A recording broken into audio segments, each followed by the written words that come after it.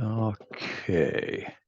Welcome to session number 3 in an introduction to biblical prophecy. I'm Dr. John McMath.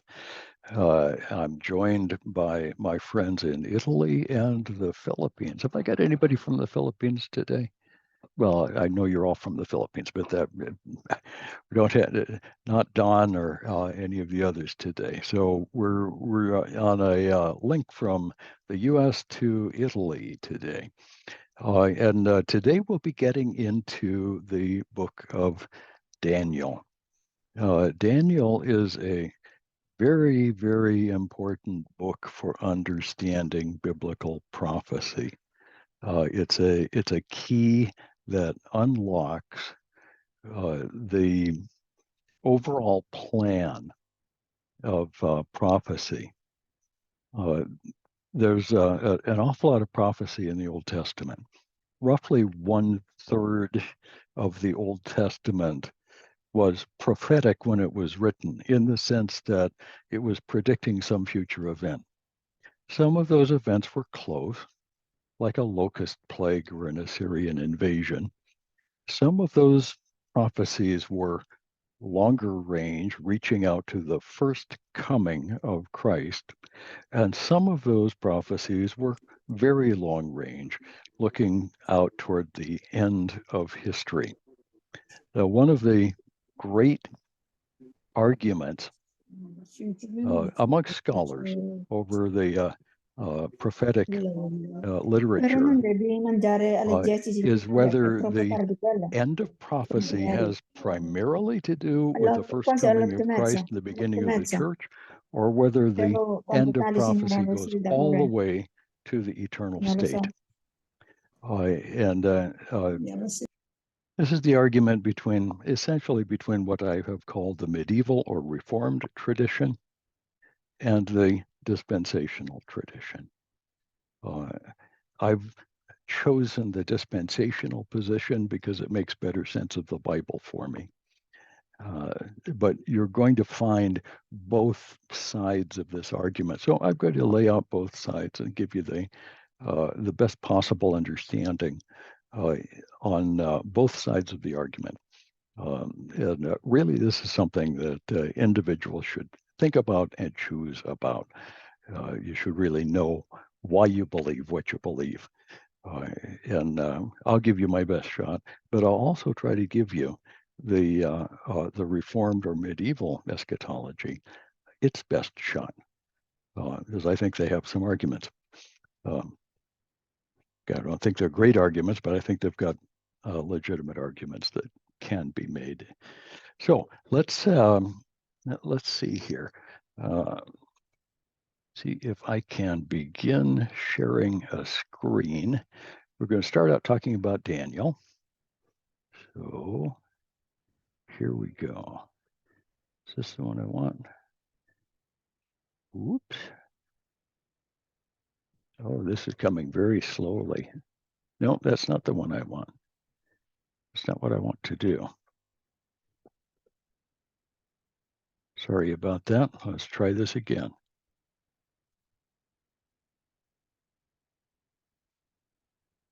This is what happens when I stay away from Zoom for a couple of weeks. I forget everything I knew. Okay, this thing that you see on the screen behind the title is an artist's conception of what Babylon would have looked like at the time of Daniel. This would have been during Nebuchadnezzar's reign in Babylon. The big blue and tan thing that you see on the right center is Nebuchadnezzar's palace, or one of his palaces. Everything else is houses of various sorts within the great city of Babylon. There are broad streets and a canal goes through it, holding the Euphrates River itself actually goes right through the middle of Babylon. It's quite the interesting place. Babylon was probably started probably founded by Nimrod back in Genesis. He's one of he's the first great tyrant who comes out of the line of Ham, and his dominion was most of Mesopotamia. Killed a lot of people, raided a lot of places, took control of it. He was the first great, truly evil tyrant. And Babylon continued to exist down to its destruction by the Persians, which is at the end of the book of Daniel. The Persians destroyed Babylon, and then the river actually changed course and ruined the site of Babylon for any future use. The Persians introduced a new city several miles away, and then when that was destroyed again by the shifting of the river during the early AD period, about 500 AD, as I recall.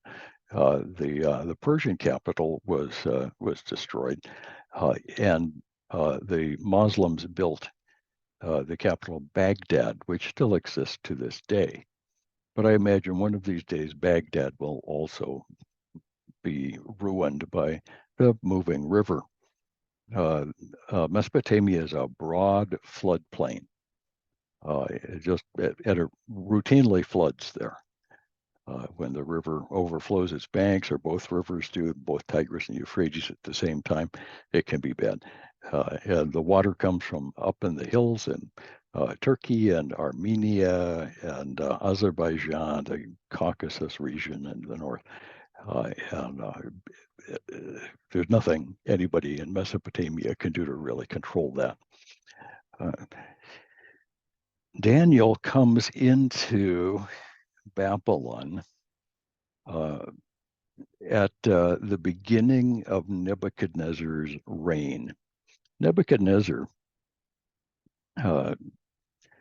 is actually the second Babylonian king, but he is the king who extends Babylon to its greatest extent.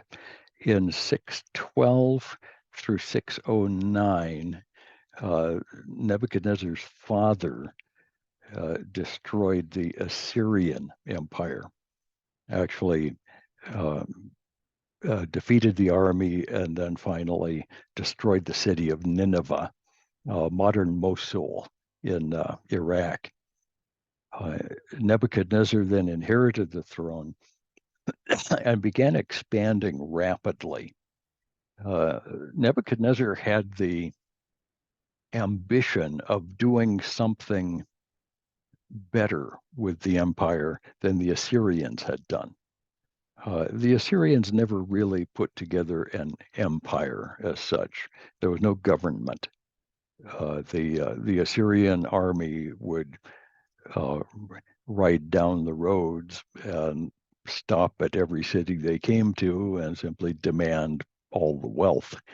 It's just give us all your gold and silver and a couple of thousand slaves, and we'll go away. They didn't build roads. They didn't try to help the economy. There was no justice system. The Assyrians were not particularly productive. They were armed robbery incorporated into a massive state. And Nebuchadnezzar wanted to actually build something substantial. And he attempted what political theorists call a melting pot. He wanted to bring people from all over his new empire back to Babylon and send people from Babylon out into the outer reaches of the empire, so that everybody would have the same religion and the same language and the same cultural values and read the same literature, this kind of thing. He built roads. He established courts He maintained a uniform money system. It was not a great system, but he maintained it. So Nebuchadnezzar was actually trying to build a unified empire. It didn't last very long, less than 100 years, but he accomplished really rather a lot.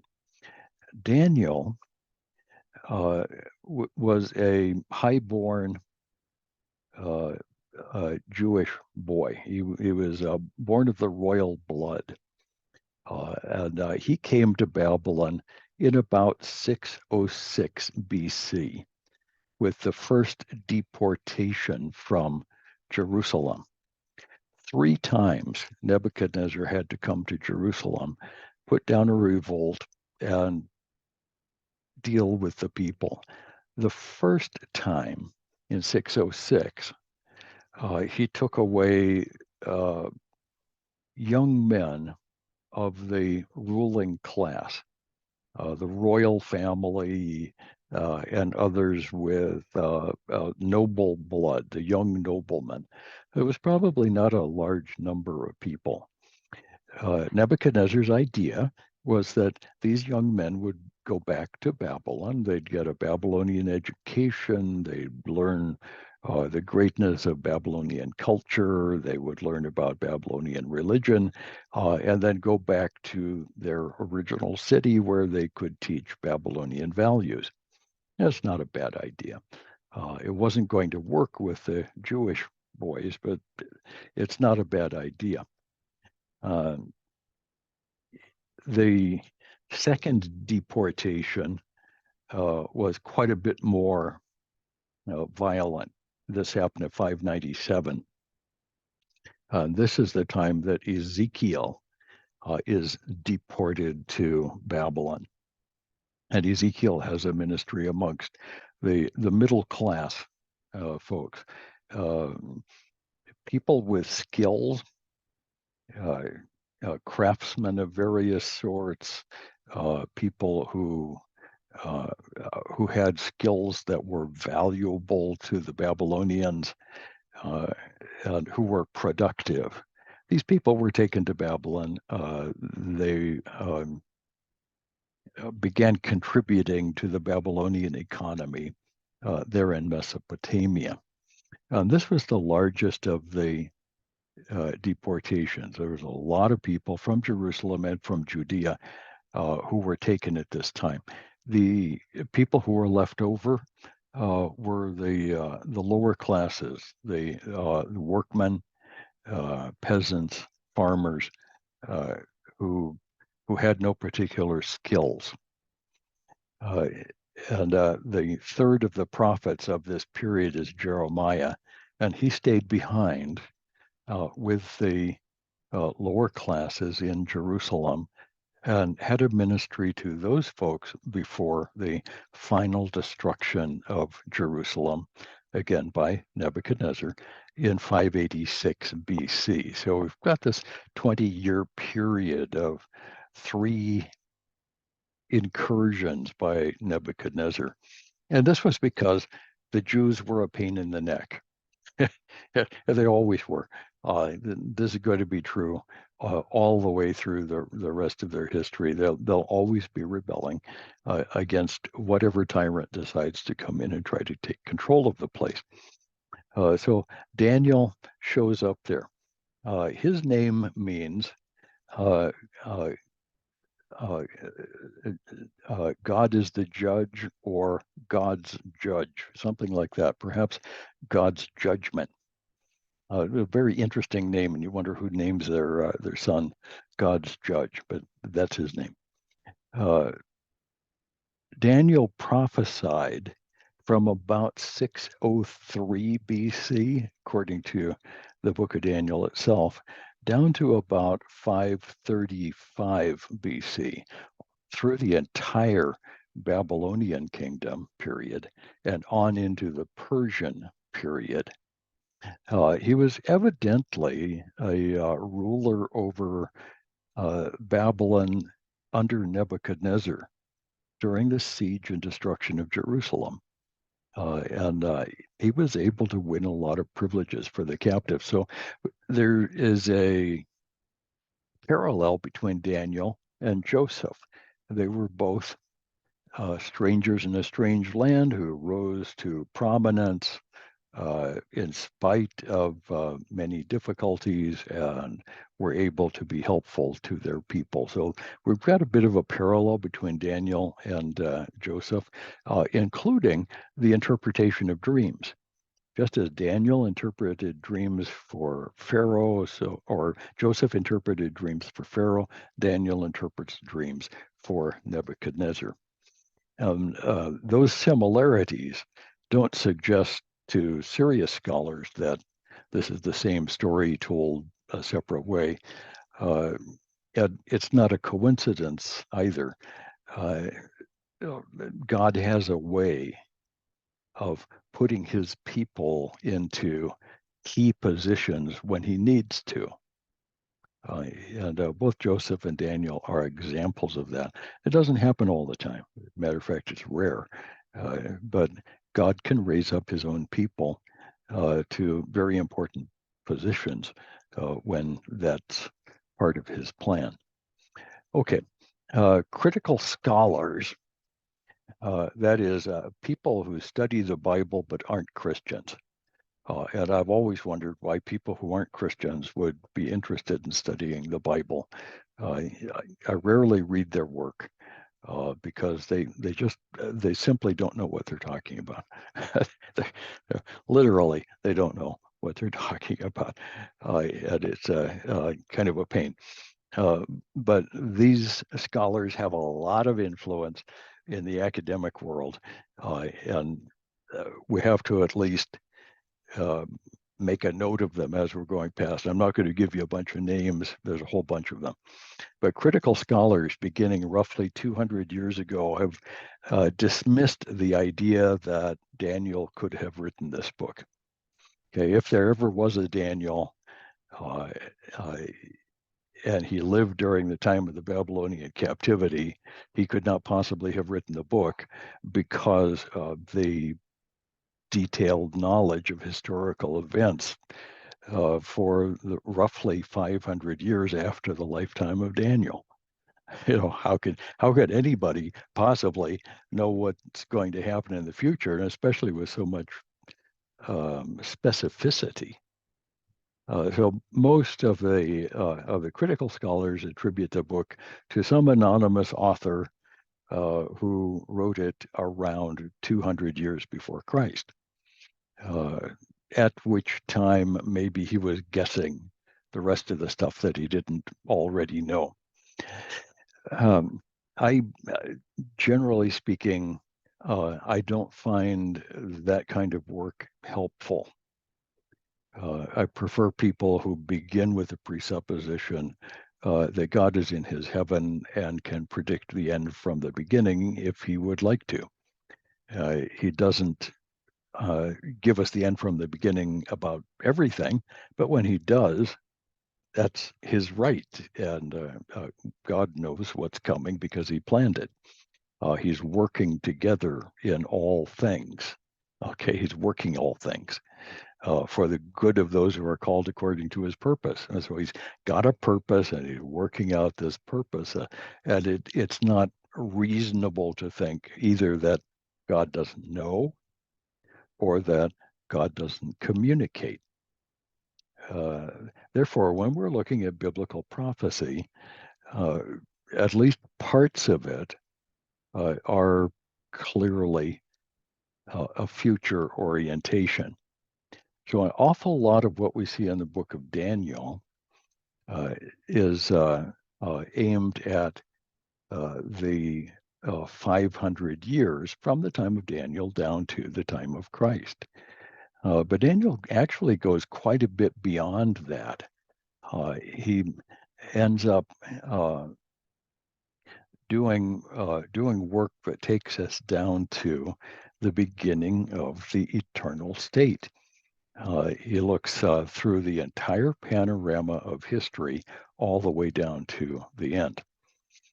Now, as far as, if we're looking for hard evidence for the time that the book of Daniel was actually written. One little bit of evidence is the translation of the Old Testament into Greek that we call the Septuagint. The Septuagint was translated by actually under the authority of the Ptolemaic king of Egypt, one of the Greek kings of Egypt, about 300 BC. And this includes the book of Daniel. Significantly, I think that Septuagint translators mistranslated some of the Aramaic terms in Daniel. When we look at the Aramaic of Daniel, there's some of it that is difficult, but we can study through that. But it's obvious that the Septuagint translators had forgotten what those things mean.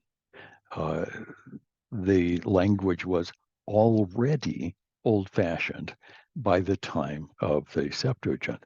So to say that Daniel couldn't have written the book of Daniel until 200 BC, when the Septuagint already included it in 300 BC, and in fact, it was old by 300 BC, points to the notion that the book of Daniel was probably written during the lifetime of the biblical Daniel. I know that's not rocket science, but it gives you an idea of how short-sighted the critical scholars tend to be. And again, I don't pay much attention to them because their arguments are defeated fairly easily. They don't think so because they don't believe the Bible comes from God. Most of them don't believe there is a God. So what are you going to do with them? Okay, let's go on to this next bit. The historical setting of Daniel is surprisingly detailed. Now, I'm not going to give you a whole bunch of stuff here. Well, maybe I'll give you, let's see if I can make this happen. Let me see if I can make this happen. I'm going to stop this share. Okay, stopping that one. Now let's see if I can make this one come up. And I'm going to share whiteboard here. Okay, let's see here if I can make this do what I've got to make it do. Okay, now we've got a whiteboard that I can maybe work with. Okay, I'm going to disappear myself from that corner of the whiteboard. If we look at a timeline of history from, let's say 700 or so down to, let's say 30 AD. That's a good set of numbers. The 0 point is right there. The Assyrian Empire comes crashing down about 609. Good round number. By 606, you've got the Babylonian Empire is coming to its high point in history. It didn't last very long. Gone after about 70 years, and there goes Babylon. So from about roughly 625 or so, Nabopolassar is the king before Nebuchadnezzar, but Nebuchadnezzar took it to its height. And so we say Nebuchadnezzar has control over the Jewish state, and particularly Jerusalem, from 606 BC. That ends up being an important date. And that's where the book of Daniel begins. So we'll start there. Nebuchadnezzar is the first, and he lasted a pretty long time. He had about a 40-year, roughly, reign, including co-regencies, both ends. He's followed by lesser kings, his sons. Evil Merodach, Neriglissar, Labishi Marduk lasted, the whole group of them, from 562 until 556, 8 years. So none of them were very good. They all either were driven out of office or assassinated. Finally, the last son of Nebuchadnezzar was Nabonidus. And Nabonidus was a strange dude in a whole lot of ways. Nabonidus is a very strange king. He lasted a long time, from about 556 until 539 or so, and spent most of that time conquering Arabia and on military exercises into North Africa. He finally disappears entirely from history, along with an army of 100,000 men. About 10 years ago, maybe it's 15 years ago now, explorers in North Africa, and I've forgotten whether they're on the Egyptian or the Libyan side of that particular border, but out in the Sahara Desert, exploring for oil, as I recall, were driving along, and they noticed some debris scattered in the desert and went over to look at it, and it looked like it was ancient. They called in some experts from Cairo who came out into the desert, and after doing their research, they pronounced that this is the remains of an ancient army dating back to perhaps the Babylonian or Persian period. The army that we know about at this time was the army of Nabonidus. Now, Nabonidus tends to be important because he's the father of a young man, Belshazzar, who is the co-regent of Nabonidus. He's the son of Nabonidus.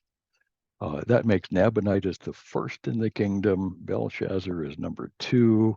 And when Belshazzar, in the famous writing fingers passage, promises Daniel the third position in the kingdom, it's Nabonidus, Belshazzar, and then Daniel. And Daniel didn't want it, of course. He could see the Persians at the gate at the time. Okay, Persia, or Babylon, is conquered by Persia about 539. Some put it at 537. It really doesn't make a lot of difference. I know some people believe we can get to within weeks in historical dating, but it often isn't possible. We try, but it doesn't always work. The Persian Empire had been growing for a while, and it's going to be a great big thing. This is Persia. Persia includes all of modern-day Iran, all of what had been Babylon, the entire Mesopotamian plain, and reached out into Asia Minor, which is Turkey today, also Syria, and came down the coast all the way into Egypt. So Israel, of course, was included in this Persian Empire. So when Babylon fell, the control of Jerusalem, which had started under Nebuchadnezzar, passed on to the Persian king. Okay. And that finally came to an end in about 339, 338 BC with the Greeks. And the Greeks were powerful under Alexander the Great. Alexander destroyed the Persian Empire by defeating its kings. Alexander then went on to, he went all the way to India.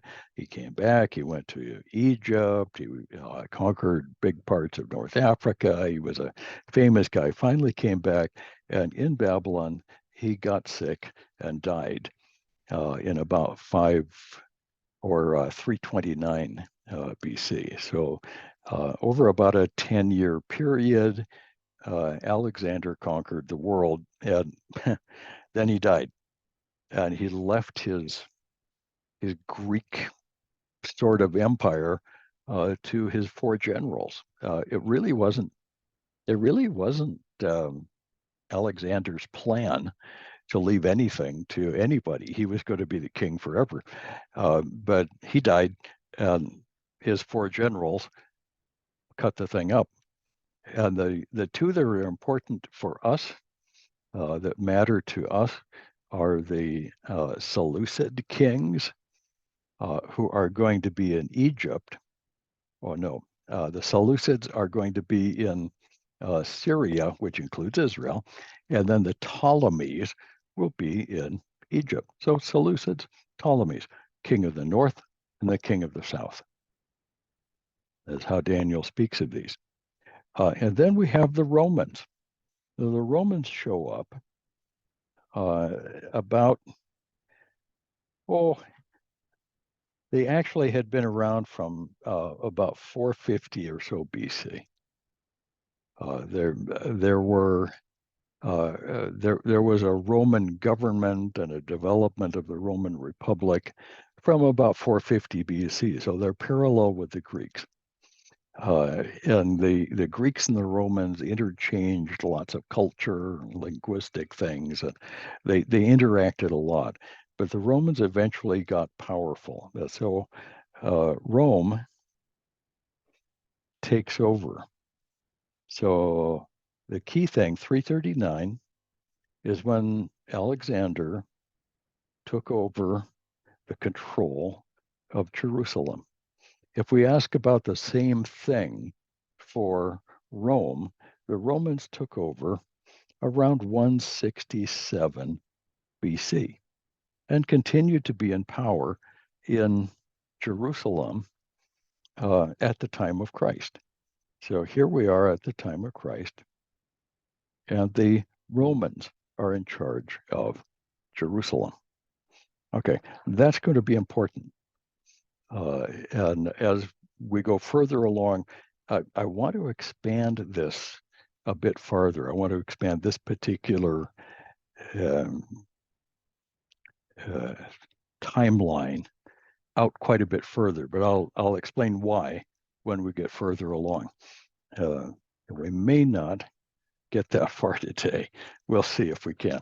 But let me shut this one down. See if I can do this. Okay, and I'll go back to this one. Bingo. Okay, that's going to work. Okay. So the point that I'm making for all of this, well, several points. One, the history of this period is very well known. Point two, Daniel makes a lot of very specific predictions that can be understood as having to do with Babylonians, Persians, Greeks, and to some extent the Roman period up to about the time of Christ. Daniel makes a lot of predictions that have specifically to do with the time of Christ. It's actually possible from the book of Daniel to predict when Jesus would return, or when Jesus would appear, when he would be born, and very importantly, when he would be crucified.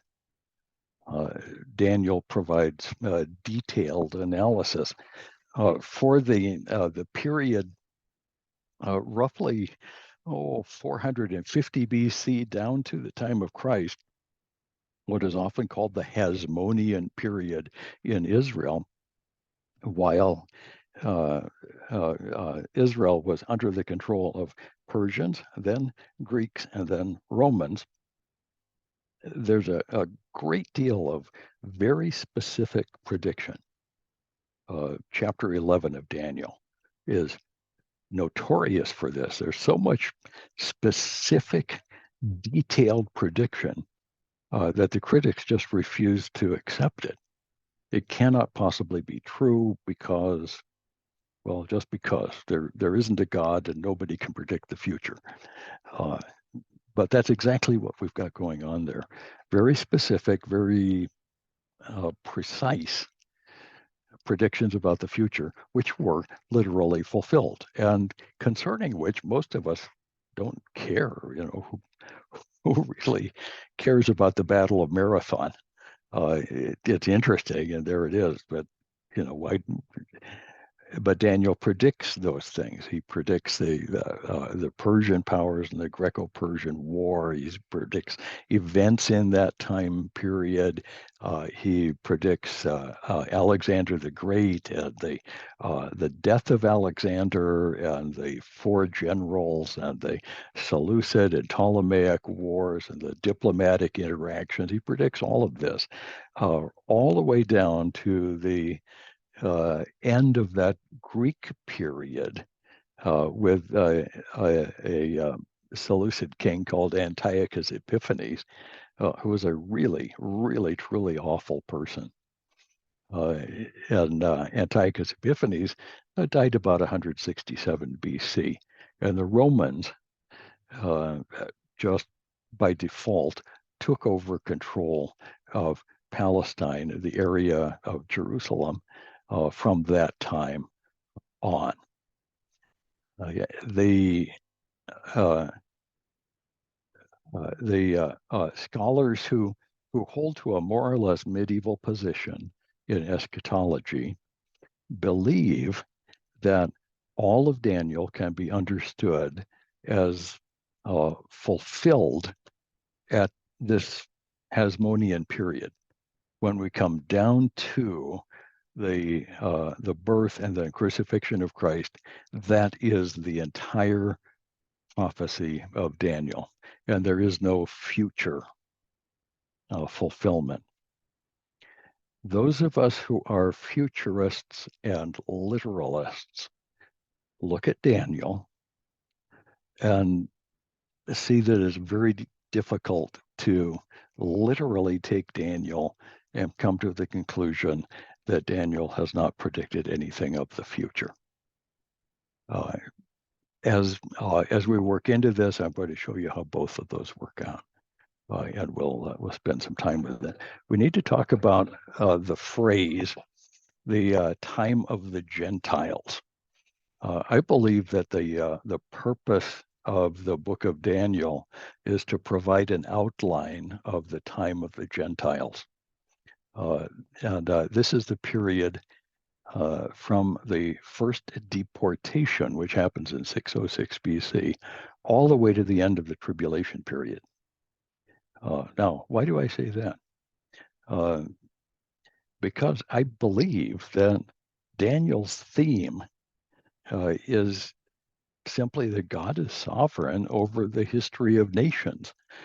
And the nations have not stopped having a history. I don't think God has relinquished his control over the world. So what do we mean by the time of the Gentiles? One, we should notice that time of the Gentiles is a phrase that doesn't come up in the Old Testament. It's not used in the Old Testament. The term is introduced in the New Testament, Luke chapter 21. If you have a Bible handy, let me read from Luke 21. Let's see what I've got here. Oh, am I still there?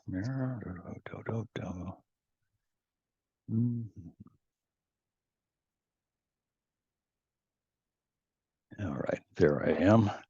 Maybe I'm on your end. Maybe I'm not. I don't know.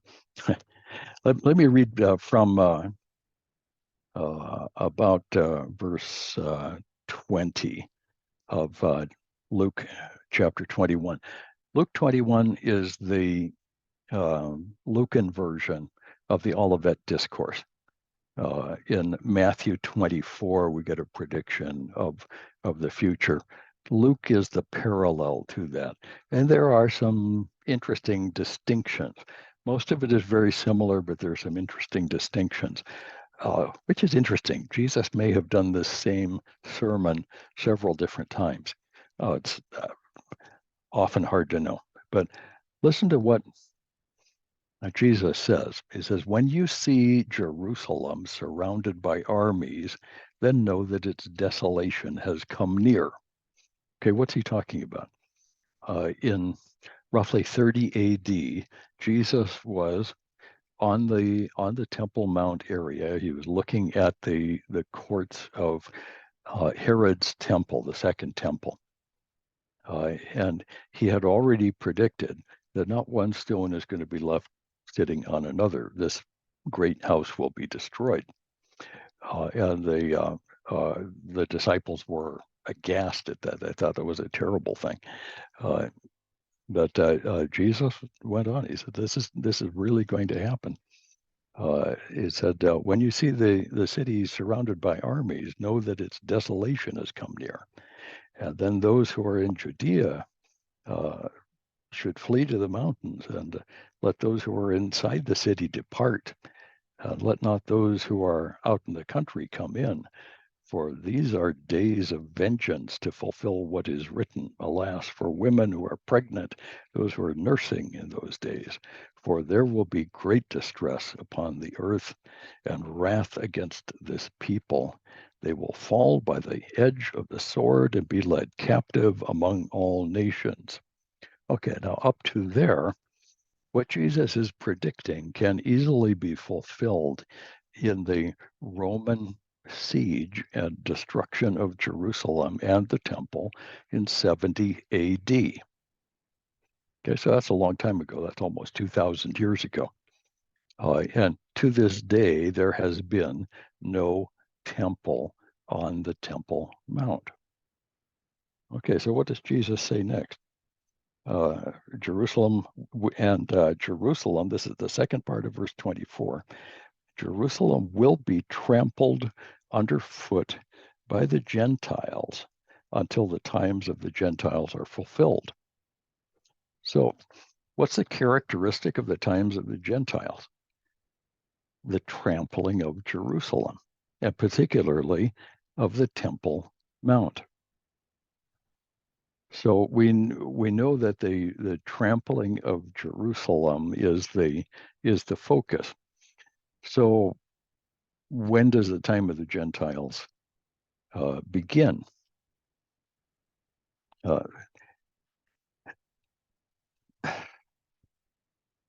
The Reformed tradition is that the time of the Gentiles begins with the time of Christ and ends with the second coming. And that the time of the Gentiles is equivalent to Paul's phrase, the fullness of the Gentiles.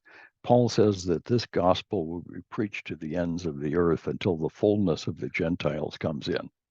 That's a prediction that the gospel will be taken to all of the nations. And that's a really good thing. That's a very encouraging thing. The time of the Gentiles is precisely the opposite kind of time. It is a time of trampling. It is a time of destruction. It is a time of foreign control of the sacred sites of Israel. Okay. And so we ask the question, did that start with the Romans? Well, no, the Romans inherited that from the Greeks, who inherited that from the Persians, who inherited that from the Babylonians. Well, who did it belong to before the Babylonians? Well, that also is evil. Before that, there was a king in Israel. So the kingdom of Israel comes down to 606 BC. The time of the Gentiles begins in 606 BC and continues until the end of history. The time of the Gentiles has to continue to the end of history. And as we see this little book of Daniel unfold, what we're going to be looking at is a development of the details of the structure of the time of the Gentiles. So I reject the idea that the book of Daniel is primarily about the period of time between 606 and the time of Christ. I think the book of Daniel expands from 606 all the way to the end of history. We're looking at the outline of the entire period that we call the time of the Gentiles. That viewpoint is called dispensationalism. And as dispensationalists, we scholars who hold this position believe that God continues to have a place and a purpose for the people of Israel throughout all of the centuries, and that one day Israel will return to the land, will reestablish a nation, and will ultimately come back to the Lord, will return to Christ. We believe that that will happen by the end time. So the 7-year final wrath period before the millennium is a day of Jacob's trouble, a time of terrible tribulation for an Israel that has returned to the land, but has not yet returned to the Lord. And during that time of wrath, they will return to the Lord. And that gives us an outline of the entire era. So I believe time of the Gentiles, 606, to the end of history, and it begins with the Babylonians. Just for the fun of it, let's take a look at some photographs. This is the British Museum in London. That's a thing that's worth seeing. It's free, but going to London is expensive. Even a subway ride is expensive in London. There's a lot of things not to like. I was here with a group of kids from Italy, actually. They're not Italians. They were a bunch of Christian kids. Sam Spatola and I were trying to encourage them to think about missions. And we're here in one of the greatest museums in the world. And you can see this little girl on the right-hand side. You can see her enthusiasm for all of these old archaeological finds. Anyway, what you see here is statues of Nebuchadnezzar. These are winged lions with the head of Nebuchadnezzar, the king. I'll give you a close-up here. Okay.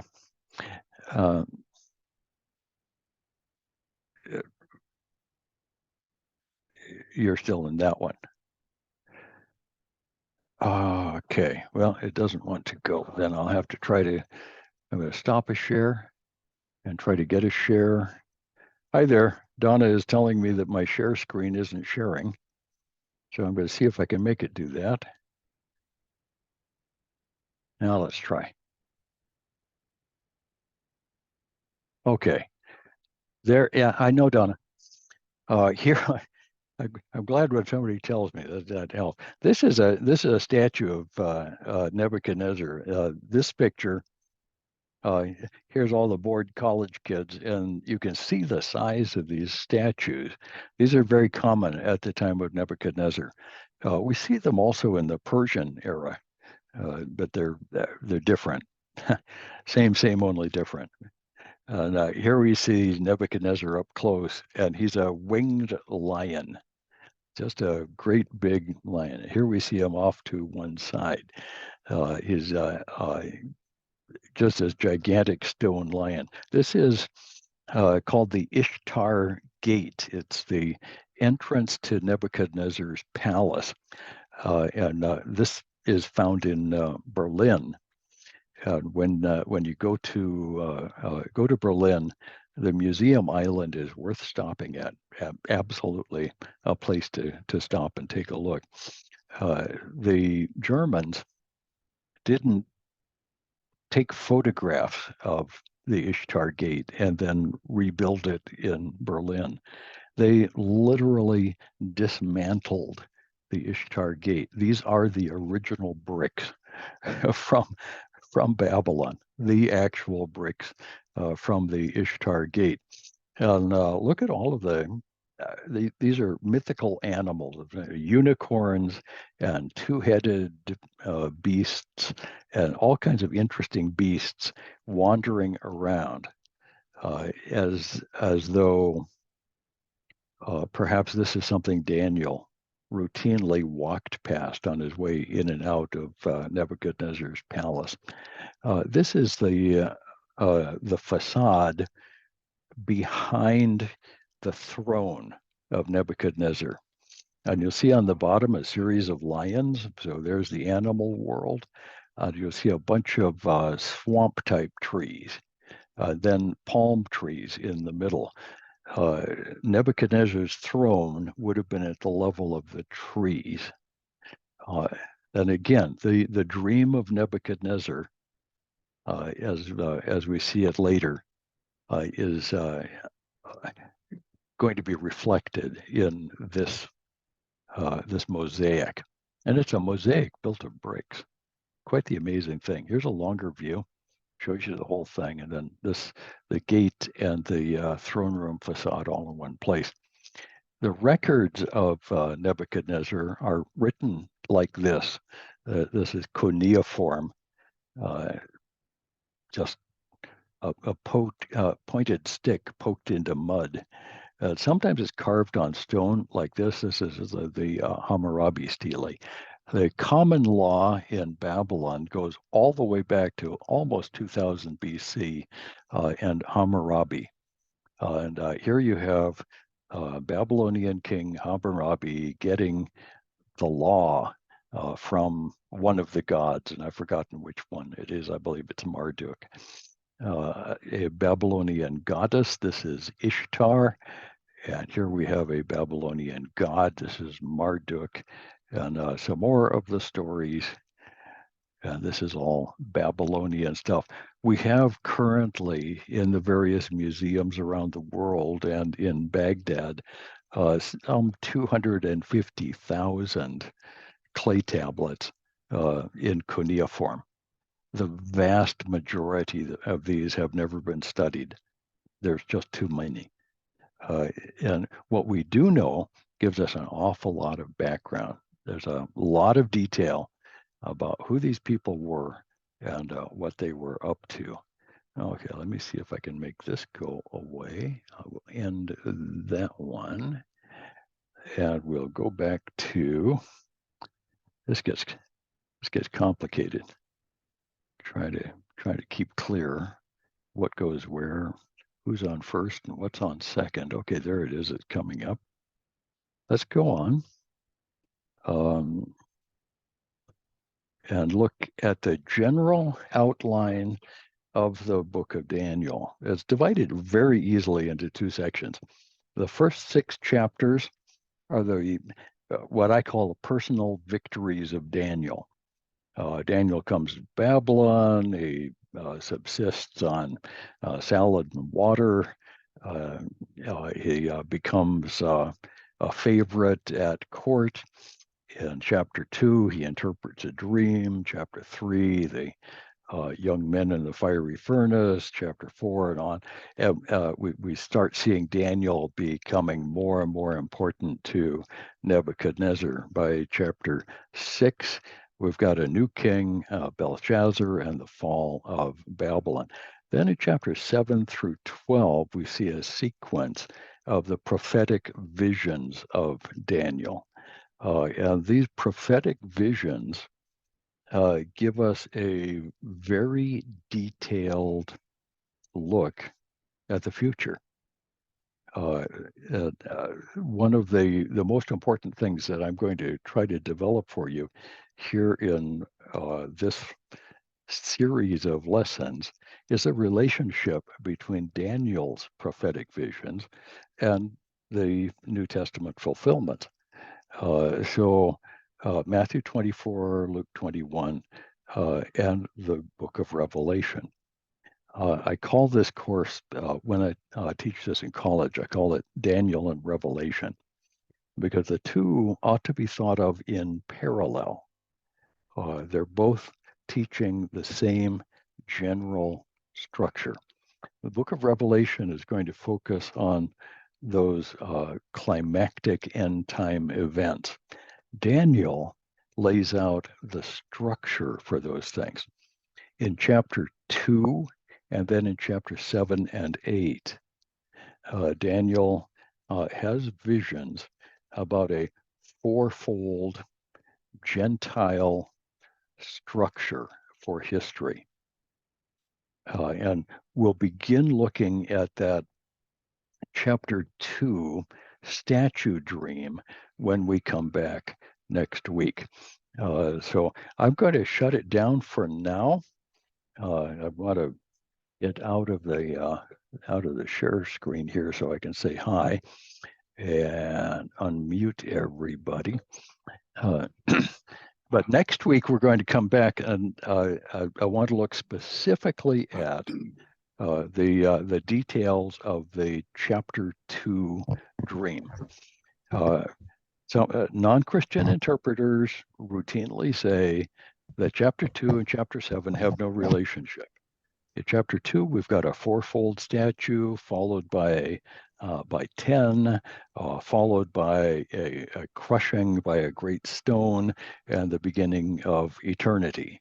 In chapter 7, we've got 4 monstrous beasts, followed by 10 horns, 3 horns, 1 little horn, their destruction by the coming of the Son of Man and the setting up of the eternal state. If you don't see the parallels between those, you won't understand any of the rest of Daniel, or for that matter, the book of Revelation.